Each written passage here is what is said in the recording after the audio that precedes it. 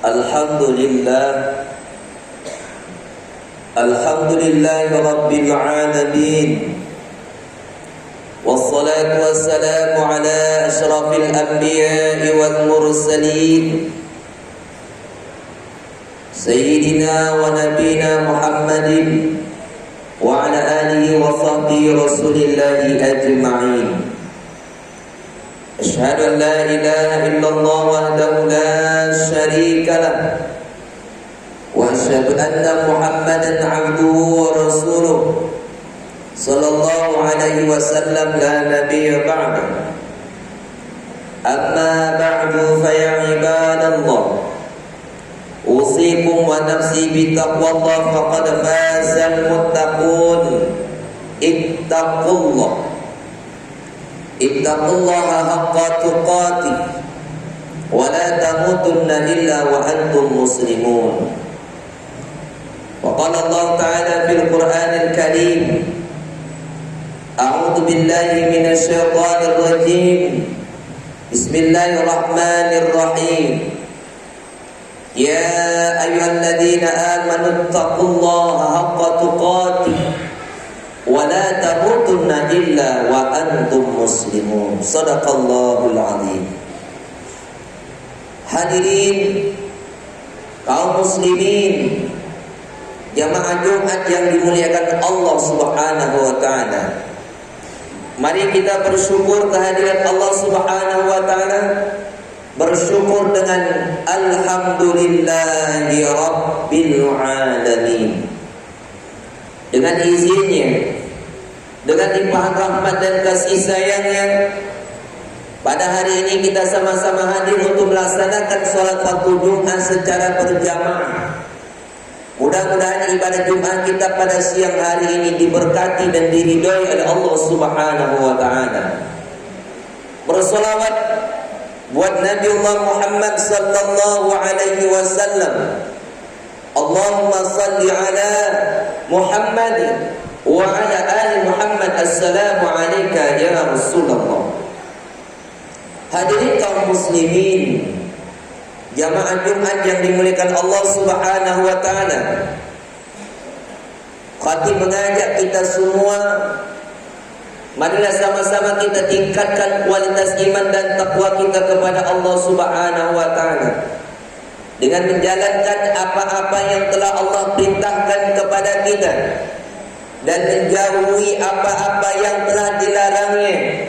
Wattazawwadu fa inna khairaz zadi taqwa. Berbekalah kamu, karena sesungguhnya sebaik-baik bekal ialah takwa. Hadirin kaum muslimin, jamaah Jumat yang dimuliakan Allah Subhanahu wa taala. Hari ini bertepatan dengan tanggal 9 April 2021 bersamaan dengan 26 Sya'ban. Judul khutbah yang singkat pada siang hari ini adalah menyesal setelah kematian. Hadirin kaum muslimin, jamaah Jumat yang dimuliakan Allah Subhanahu wa taala. Kalau kita berbicara tentang kematian, kematian itu pasti akan datang. Kullu nafsin dha'iqatul maut. Tiap-tiap yang bernyawa akan merasakan namanya kematian. Wa likulli ummatin ajal. Tiap-tiap umat memiliki batas waktu, jatah usianya di dunia ini. Karena sudah dituliskan di Lauhul Mahfuz berapa jatah usia kita. 40, 50, 60, 70. Karena Rasulullah sallallahu alaihi wasallam bersabda, batas usia umatku kata Nabi baina sittina was sab'in, antara 60 sampai dengan 70. Fa idza jaa ajalun la yastakhiruna sa'a wa la yastaqdimun. Apabila masanya telah tiba saatnya ajal sudah sampai, maka tak bisa ditunda walau sesaat pun. Tidak bisa dimajukan walau sesaat pun. Karena kematian itu adalah pasti. Maka dari itu, hadirin kaum muslimin, jamaah Jumat yang dimuliakan Allah Subhanahu wa taala, di akhir-akhir bulan Sya'ban ini kita masih diberikan oleh Allah berupa nikmat keberkahan umur.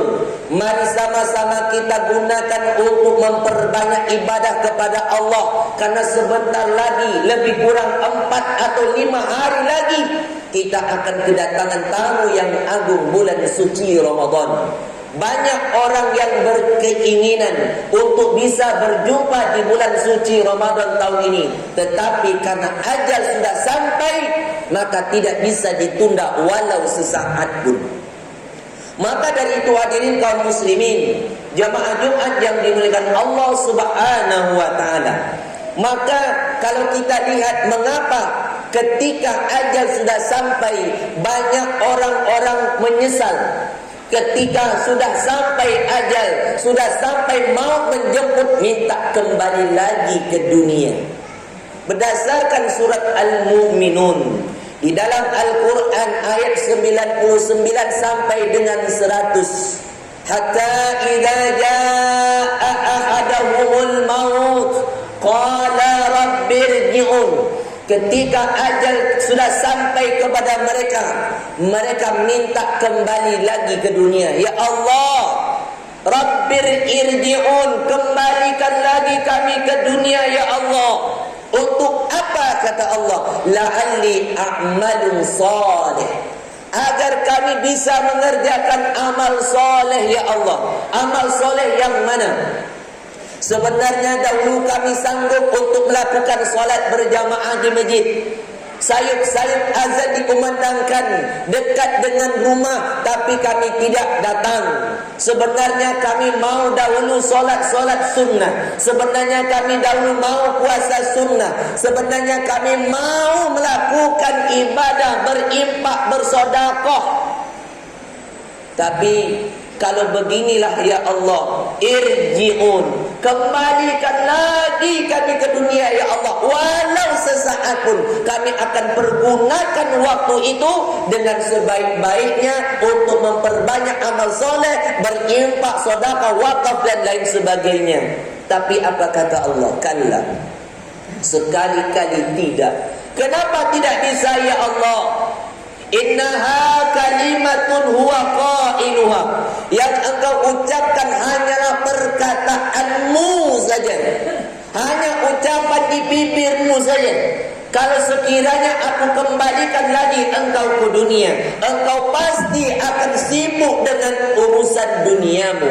Engkau akan sibuk dengan harta dan jabatanmu. Engkau sibuk dengan keji-mengkeji, jatuh-menjatuh, hina-menghina di dunia itu. Kalla, kata Allah, sekali-kali tidak. Wa min waraihim barzakh, di hadapan mereka ada dinding pembatas antara dunia dan akhirat. Mereka bisa melihat dunia, mereka bisa melihat akhirat, tetapi mereka tidak bisa kembali lagi ke dunia. Ila yaumi yub'atsun, sampai hari dibangkitkan. Maka dari itu hadirin kaum muslimin, sidang jemaah Jumat yang dimuliakan Allah Subhanahu wa taala, kita meminta kepada Allah dengan usia kita yang singkat ini, kita pergunakan hanya untuk beribadah kepada Allah Subhanahu wa taala. Kita lakukan salat berjamaah, kita lakukan puasa sunnah, kita kerjakan salat sunnah, kita pergunakan harta kita untuk menolong agama Allah. Mudah-mudahan itu yang akan bisa menolong kita. Tidak ada lain yang bisa menolong kita. Harta yang kita dapatkan nanti akan dua pertanyaannya. Bagaimana cara engkau mendapatkannya? Kemana engkau belanjakannya? Maka dari itu orang yang sudah berada di alam kubur menyesal. Kenapa? Karena mereka mendapatkan siksa. Hadirin kaum muslimin, jamaah Jumat yang dimuliakan Allah Subhanahu wa taala. Orang yang sudah meninggal dunia, keadaannya cuma dua saja. Kalau tidak berada di taman-taman surga, yang satu lagi berada di liang api neraka. Kita selalu mendoakan, Allahumma ja'al qabrahu qabraha rawdatan min riyadil jannah. Ya Allah, jadikan kuburan mereka, ya Allah, kuburan taman-taman surga, ya Allah. Wa la taj'al qabrahu qabraha hufratan min hufarin niran. Jangan engkau jadikan kuburan mereka dari liang api neraka, ya Allah. Maka dari itu hadirin kaum muslimin, jamaah Jumat yang dimuliakan Allah Subhanahu wa taala, karena sesungguhnya Nabi Muhammad sallallahu alaihi wasallam mengatakan kepada kita semua, antal qural mauta wal bala, ingatlah kematianmu dan bala, ujian setelah mati. Apakah sesudah mati akan mendapatkan ujian? Iya, tentunya azab kubur. Maka dari itu bagi orang yang beriman, pasti dia akan tahu bahwasanya azab kubur itu pasti ada. Sebagaimana Rasulullah sallallahu alaihi wasallam melewati ada 2 kuburan yang sedang diazab. Nabi mengambil pelepah kurma dan ditancapnya menjadi 2 bagian, dibaginya menjadi 2 bagian, diletakkan ke makam yang satu dan makam yang satu lagi. Sahabat bertanya, "Mahada ya Rasulullah? Ada apa ya Rasul?" Yang satu ini dia melakukan dosa kecil sehingga dia menyebabkan azab kubur. Innahuma la yu'adzabani wa ma yu'adzabani fi kabir. Dia melakukan dosa kecil, maka dia mendapatkan azab kubur. Dosa kecil apa ya Rasul? Yang satu ini la yastadri. Dia pernah buang air kecil tapi tak diceboknya. Dia pernah buang air kecil tapi tidak istinja. Jangan kita anggap perkara yang kecil sepele, remeh. Gara-gara buang air kecil tapi tidak diistinja, tidak dibersihkan, itu menyebabkan azab kubur. Yang satu lagi ya Rasulullah, dosa kecil apa yang mereka lakukan? Yamshi bin namimah. Mereka berjalan tetapi membawa aib orang, menceritakan aib orang kepada orang lain, seakan-akan dirinya tidak memiliki aib. Maka dari itu, inilah yang menyebabkan azab kubur. Hadirin kaum muslimin, jamaah Jumat yang dimuliakan Allah Subhanahu wa taala. Apakah zaman Nabi Muhammad sallallahu alaihi wasallam saja yang mendapatkan azab kubur? Tidak. Ada pada zaman Nabi Isa alaihi salam.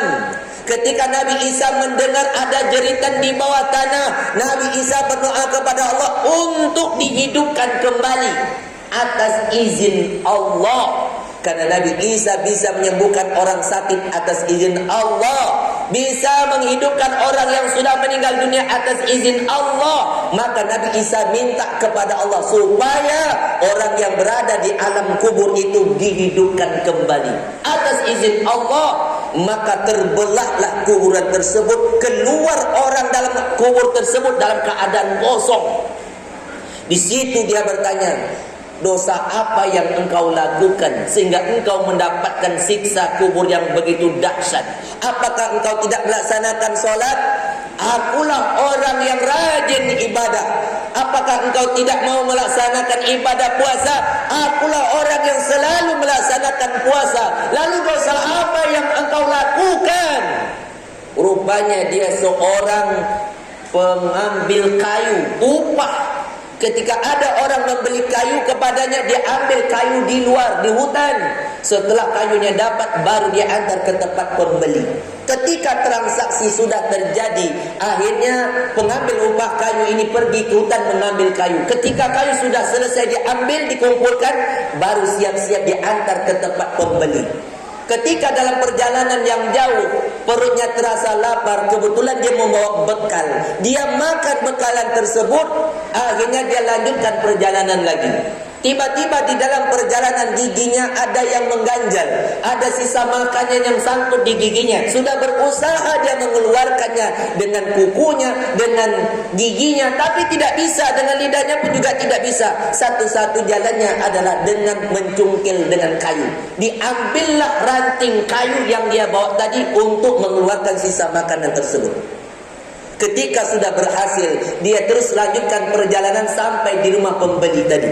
Ketika sudah diantar barang yang dibeli dan pulang, tanpa meminta izin ranting yang diambilnya untuk pemilik kayu tersebut, itulah yang menyebabkan dia mendapatkan azab kubur selama 70 tahun. Na'udzubillah. Bayangkan hadirin, kalau seandainya seujung ranting yang kita ambil hak orang lain tanpa meminta izin, maka itu yang akan menyebabkan azab kubur selama 70 tahun namanya. Kita berlindung kepada Allah. Mudah-mudahan kehidupan dunia kita yang singkat ini kita selalu bermanfaat, berguna bagi orang banyak, memberikan kebaikan, memberikan harta kita yang terbaik untuk di jalan Allah. Jangan sampai kita suka mengambil hak orang lain. Ini yang akan menyebabkan azab. Bukan hanya di dunia kita mendapatkan siksa, sekiranya tidak di dunia, maka tunggulah azab kubur. Maka Nabi mengajarkan kepada kita, ada doa supaya kita selalu berlindung kepada Allah. Allahumma inni a'udzubika min adzabi jahannam wa min adzabil qabr wa min fitnatil mahya wal mamat wa min syarri fitnatil masiihid dajjal. Maka dari itu hadirin kaum muslimin, sidang jemaah Jumat yang dimuliakan Allah Subhanahu wa taala, Ramadan akan sebentar lagi datang. Maka kita sambut dengan lapang, kita sambut dengan gembira, karena panggilan Ramadan khusus bagi orang-orang yang beriman. Ya ayyuhalladzina amanu, orang yang beriman akan merindukan datangnya Ramadan, karena Ramadan adalah bulan maghfirah, bulan rahmat, bulan dibebaskan dari api neraka, bulan ada satu malam lebih baik daripada 1000 bulan lamanya ibadah kita. Tapi bagi orang Islam belum tentu merasa terpanggil. Banyak orang Islam yang tidak melaksanakan puasa, banyak orang Islam yang tidak melaksanakan salat. Orang Islam belum tentu beriman, tapi orang beriman sudah tentu Islam. Sesungguhnya ketika ajal sudah sampai, maka inilah akan timbul penyesalan, minta kembali kepada Allah supaya bisa melaksanakan perintah Allah, salat berjamaah, melaksanakan puasa Ramadan. Inilah yang akan terjadi. Penyesalan tidak akan berguna kalau sudah terakhir. Mudah-mudahan khutbah yang singkat bermanfaat buat diri khatib sendiri, terutama kita yang hadir pada kesempatan kali ini. Barakallahu li wa lakum fil Qur'anil azim wa nafa'ani wa iyyakum bima fihi minal ayati wa dzikril hakim wa taqabbala minni wa minkum tilawatahu innahu wal ghafurur rahim.